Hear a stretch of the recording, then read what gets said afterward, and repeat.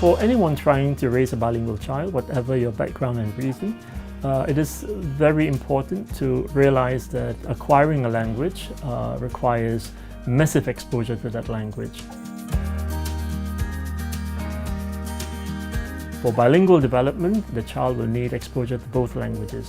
In the context of Singapore, as English is the dominant language in school and in the community, for the mother tongue language to thrive, it would have to be spoken a lot at home. So talk as much as possible to your young children, read to them, sing to them. In order to foster language development, exposure has to be person to person, because watching television doesn't count for learning language in young children, even one language. Although children can learn content and vocabulary from educational television programs later on.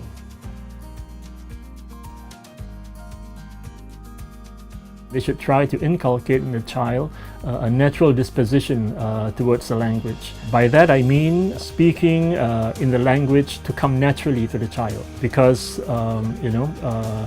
he or she sees his or her parents doing the same.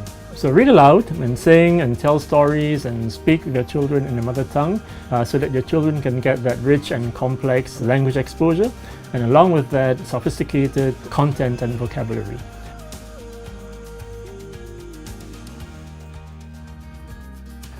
Find a fluent mother tongue language speaker.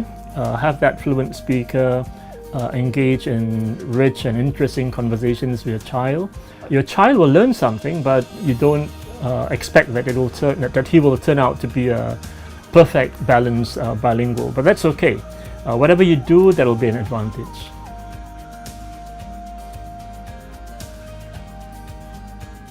The one parent, one language strategy is effective for parents who speak two different mother tongue languages. What you can do is you and your spouse speak your own mother tongue to your child. As for English, the child would learn the language in school, in the preschool, in the community. If the parent who speaks one of the language is not around as much, it will lead to an unequal exposure to the language. So this is not an ideal situation.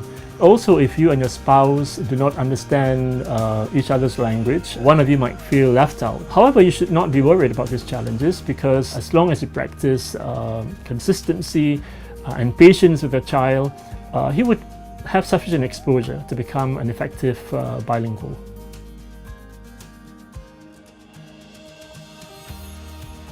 What you can do is you and your spouse use predominantly the mother tongue language at home. Your child then hears, speak, and also use the mother tongue a lot at home.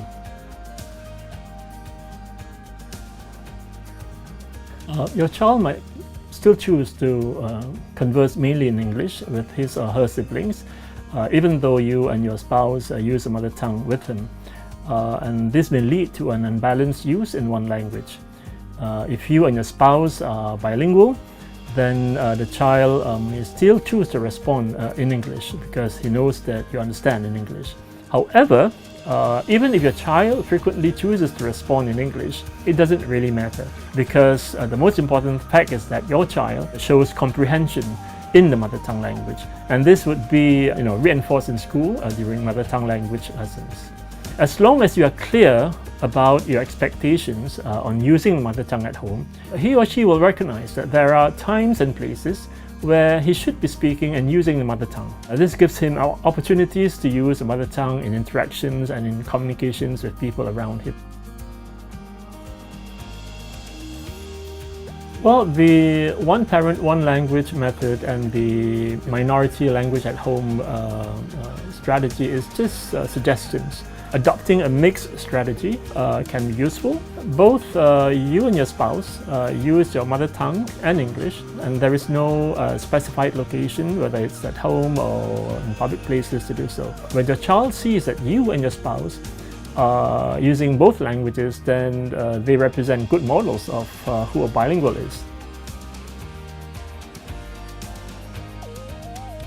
There are challenges, because there is no specified time and location to use an agreed upon language. So you and your spouse must ensure that there is a balanced usage of both English and the mother tongue. I think consistency will send a message to your child that both languages are equally important. A truly bilingual child is rare, but you shouldn't be discouraged on that account, since all the skills that your children acquire along the way are very valuable. It's worth it, but it's also a lot of work.